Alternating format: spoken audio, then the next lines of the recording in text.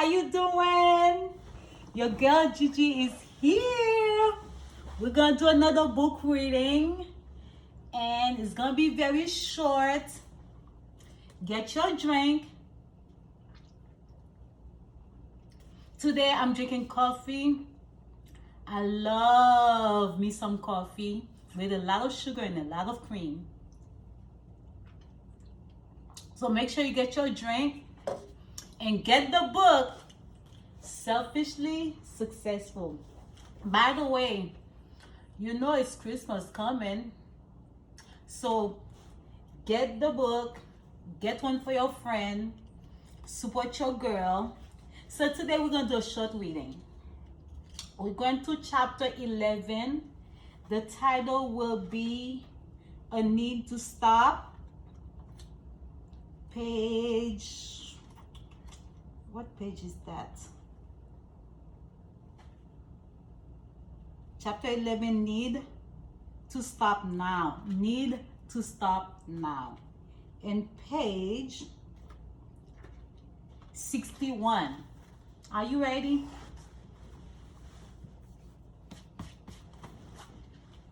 Okay, let's start. It's gonna be very short, okay?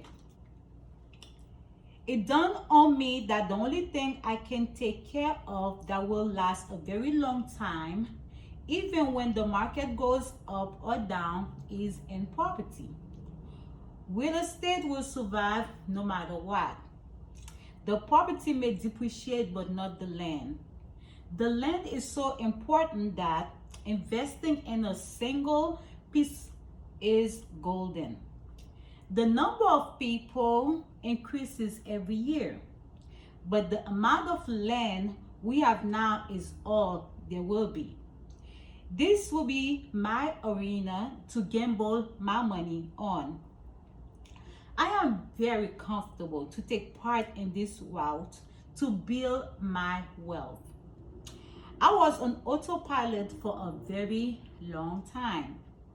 Now was the time I became aware that I could change my life, one piece of land at a time, if I did it right. That has to become my next move once and for all. I went back to refreshing my knowledge about real estate. I gave that credit to my stepbrother, Kareem, as he motivated me a lot regarding this subject. It was like a competition between the two of us to see who would pass the real estate test. Anyway, I began looking around for my next project, which was to buy a piece of land or a very cheap of property that I could fix, furnish, and rented to those visiting the beautiful Miami area. So the reason I talk about real estate is because there was a time I make a huge mistake. So I was buying a car from this gentleman. So a friend of mine called me and discussed with me that a house come in the market. The person want to sell it as soon as possible if I'm interested. So he gave me the address, and I'm not sure. I'll go look at it and and see what's going on. The house was 4 bedroom, 3 bath in the Little Haiti, Miami area. I like the house. It was close to the a train station. I like it. It has a lot of backyard, and the house was nice. He has gated in front of it. There was no problem with it. I don't know for the inside, but outside looked it so nice. And they were asking $25,000 for the house, somewhere in 59th Street and 6th Ave. But outside the house, the entrance, there were a lot of people hanging outside doing some activities I didn't like. I grew up in Little Haiti, and I know this area with drug activities, criminal activities, From the look, I already know what's going on, and I didn't want to take part of this. My family used to live in Lower Haiti, and we sell our house for a good price. So after I left there, I didn't want to go back and buy me a land there. But I wasn't too aware that that was the area that they were gonna buy for good amount of money. So I didn't buy the house. The guy that sold me the car, I called him and said, remember the house they offered me? They only send it for 25,000. Do you wanna buy it? So he's like, I don't need a house. I'm like, that price is very good. So I convinced him to buy it. When he bought the house, he bought it for $23,000.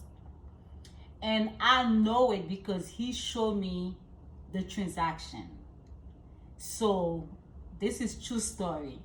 So he bought the house, and I don't know what he did with the house, but he bought it, and the person who was selling the house, I guess they had some kind of issue. They had to get rid of the house, so they sell the house. Now, right now, to buy a house in Little Haiti, if you don't have $250,000, you cannot buy a house in Little Haiti. You cannot buy any house in Little Haiti for less than $250,000. And the thing is, I had the money to buy the house for $25,000. I could buy this house, let it sit there for years, don't do nothing to it. And right now I could cash in good money. But because I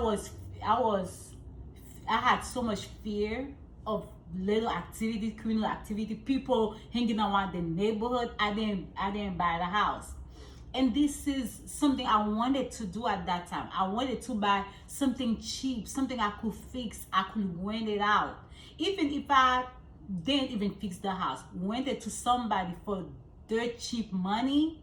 Now I could take my house from them and say, you know what, I'm ready to sell it. I will make some good money.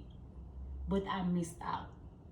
And the reason I'm sharing this information with you is that sometimes you may say you want something, and that something come to you.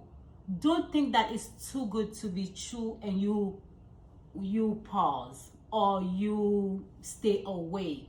Grab it on faith. If you don't believe this is for you, pray about it. Talk to somebody about it. Talk to your parent. Talk to your friend. Talk to your family. Talk to somebody, or get legal advice and see if this is true. Can this be true? I'm not crazy. Let me see if I'm not crazy. Let me talk to somebody about it, because this sounds too good to be true. Do that, because sometimes Mother Nature will send something at you. It looks too good to be true, but it is. Okay? It is. So a lot of time we miss opportunities because things look too easy, or it don't look like so. Don't do it. Don't do it, okay? If you was praying for something, keep your eyes open, because those opportunities don't come too often. They don't last too often. They do move around to other people that really need it, that will grab it. That's what I want to share with you.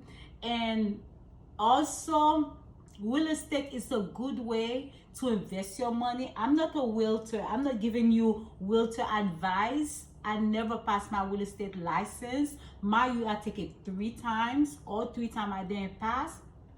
And when I don't pass something, after the 3rd time, it's a done deal. I'm not gonna keep going and paying my money. And I never do real estate to go help people buy houses. I did real estate only because I wanted to be an investor. When I buy houses, I want to know what I'm getting myself into. That was the only reason I take real estate. I didn't take it to go show people houses. That's not for me. That's for other people who like that activity. It is not for me. I really like real estate as an investor, and that's something that I'm so involved in. And real estate is a good thing because land is very minimum. We don't have that much land. All the land that we're gonna have is here.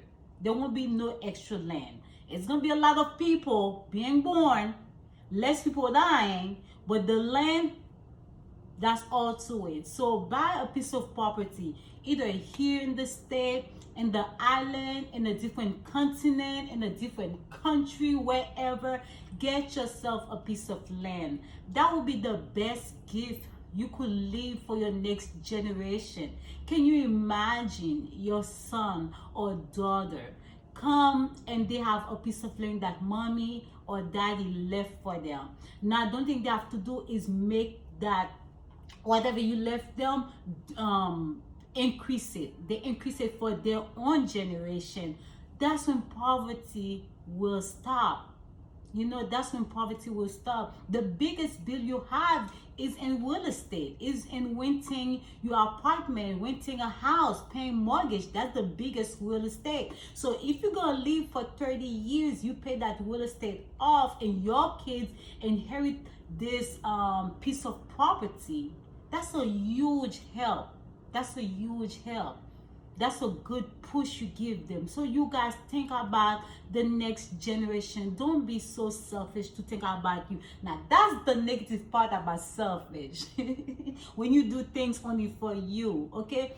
Don't do it. Do the positive side of selfish. Do it for you, but plan to leave it for your next generation, okay? I just want to talk on that subject about real estate. Get into it more than ever and stop the poverty. All right? Peace, you guys. Be good, be safe. Remember, I love you. Until the next reading.